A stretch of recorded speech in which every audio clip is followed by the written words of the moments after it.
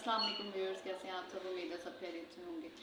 मैं हूं homeopathic doctor उम्मे सुल्तान। आज हम बात करेंगे एनल फिस्टुला के अबाउट। एनल फिस्टुला एक बहुत ही तकलीफ़देह बीमारी है, बहुत ही इरिटेशन पैदा करने वाली है, बहुत ही तकलीफ़ देने वाला ये मसला है। इसकी वजह क्या है, ये कैसे हो जाता है, सिम्टम्स, कॉजेज़ और इसकी होम्योपैथिक मेडिसिन जिनकी मदद से हम इसको ट्रीट कर सकते हैं, इन सब पर हम बात करेंगे। तो स्टार्ट करते हैं हम अपनी वीडियो। एनल फिस्टुला जो है, इसमें एनस के पास रेक्टम के गिर्द जो है थोड़े थोड़े दाने निकलने लगते हैं स्टार्टिंग में पेशेंट को, छोटे छोटे बिल्कुल बारीक बारीक दाने। फिर यही दाने अगर लंबे अरसे तक चलते रहें या इसको बार बार रिपीटेडली पेशेंट को निकलते रहें तो ये दाने जो हैं वो आहिस्ता आहिस्ता एक टनल की शक्ल इख्तियार कर लेते हैं। अंदर की तरफ, बॉडी के अंदर की तरफ एक टनल बना लेते हैं, जिस टनल से आहिस्ता आहिस्ता जो है पस आने लगती है, ब्लड आने लगता है और फिर उसी टनल से जो है मोशन पास होने लगता है, जो कि एक बहुत ही तकलीफ़देह जो है वो अमल होता है। और इसके साथ बहुत ही इरिटेटिंग भी होता है, क्योंकि पेशेंट हर टाइम फील कर रहा है कि उसको कोई सिक्रेशन हो रही है, उससे उसकी बॉडी से कुछ बाहर निकल रहा है। हर टाइम वो इस फीलिंग में रहता है और उसको हर टाइम जो है ख़ुद को साफ़ करने की या ख़ुद को चेंज करने की ज़रूरत पड़ती रहती है। तो ये बहुत ही एक टेंशन वाला मसला है। एनल फिस्टुला का ट्रीटमेंट बिल्कुल मुमकिन है, लेकिन अगर हम इसको सीरियसली और इसको एक प्रॉपर वे में मैनेज करें और इसको एक प्रॉपर वे में ट्रीट करें तो हम इसका जो ट्रीटमेंट है वो बिल्कुल आसानी से कर सकते हैं। ऑपरेट की तरफ जाने की आपको इसके लिए ज़रूरत नहीं पड़ेगी। सबसे पहले हम देखते हैं कि इसकी कॉजेज़ क्या है, इस किन वजूहात की वजह से एनल फिस्टुला जैसी जो प्रॉब्लम है वो पैदा हो जाती है बॉडी के अंदर। आप देखिए कि सबसे पहले तो जो इसकी मेन रीज़न है वो कॉन्स्टिपेशन है।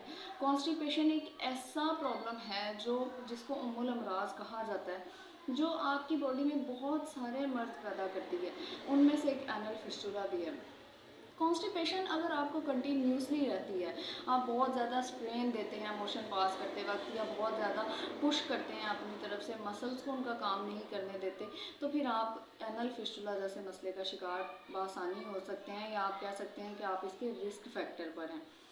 इसके अलावा आप अगर अपने हाइजीन का प्रॉपर ख्याल नहीं रखते, आप खुद को प्रॉपरली साफ़ सुथरा नहीं रखते। आप देखें, हमारे दीन ने भी कहा है कि सफाई जो है वो निस्फ ईमान है। सफाई हमारे ईमान का इतना बड़ा हिस्सा है कि उसको आधा ईमान करार दे दिया गया। तो फिर उसके पीछे आप देखें कि रीज़न्स क्या हैं।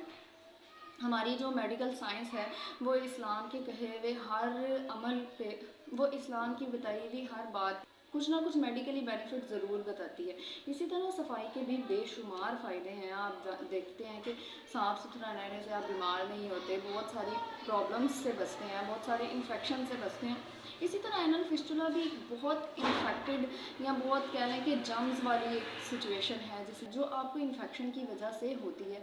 और आपका जो रेक्टम है, वहाँ की जो स्किन है या जो वहाँ का एरिया है, वो जर्म्स के लिए बहुत एक अच्छी जगह है। या जर्म्स के पैदा होने के लिए, जर्म्स के बढ़ने के लिए बहुत अच्छी जगह है, क्योंकि वहाँ पर एक हाइजीन की जो वैल्यू है वो उतनी नहीं होती जितनी बाकी बॉडी में होती है।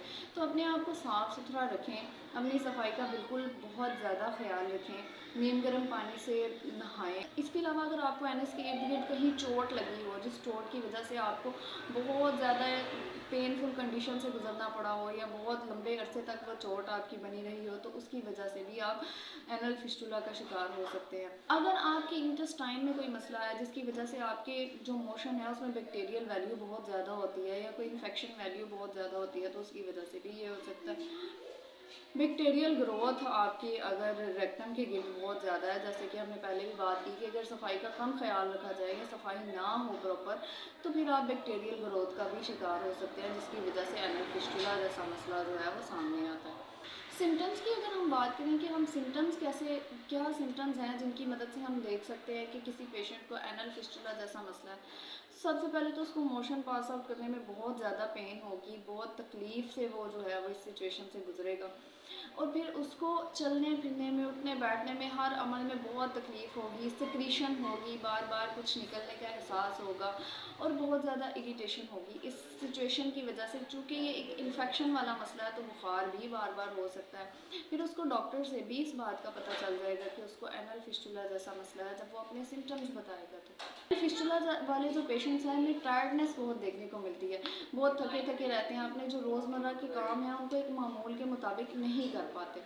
अब हम देखते हैं कि होम्योपैथिक मेडिसिन कि हम कौन सी मेडिसिन को यूज़ करके एनल फिस्टुला का जो ट्रीटमेंट है वो कर सकते हैं। तो सबसे पहले हम यहाँ बात करेंगे ट्यूबरकुलिनम 200 पोटेंसी में।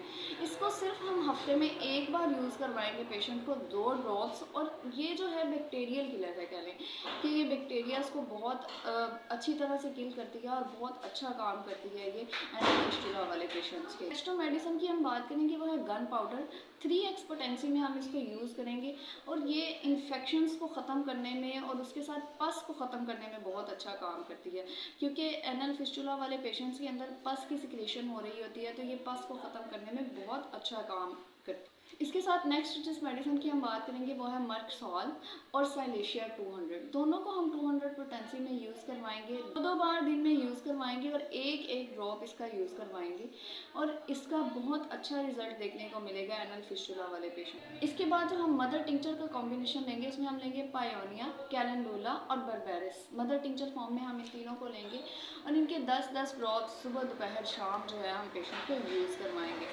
इनमें आप देखिए कि आप ये सारी मेडिसिन लेने में तकरीबन 10-10 मिनट का वक्फा या 10-10 मिनट का गैप ज़रूर दें, ताकि मेडिसिन जो है बॉडी में अपना काम अच्छे तरीके से कर सकें। विद इन 2 और 3 डेज़ आप बहुत अच्छा रिज़ल्ट पाएंगे अपने अंदर।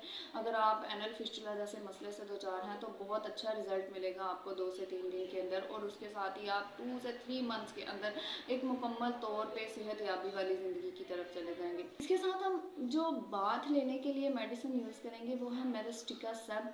मदर टिंचर फॉर्म में आप इसको यूज़ करेंगे। नीम गर्म पानी लें, टब में डालें और इसका आप जो है वो 6 बाथ लें।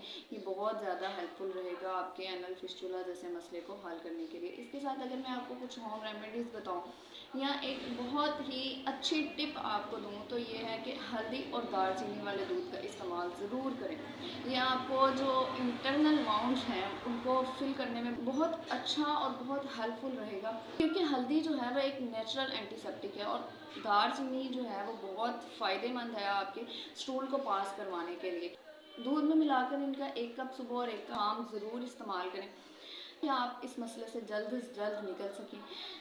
उम्मीद है मेरी वीडियो आपके काफ़ी काम आएगी और आपको जो है एनल फिस्टुला जैसे दर्द और तकलीफ के मसले निकलने में काफ़ी हेल्पफुल रहेगी। नेक्स्ट वीडियो में दोबारा मिलेंगे, तब तक के लिए अल्लाह हाफ़िज़।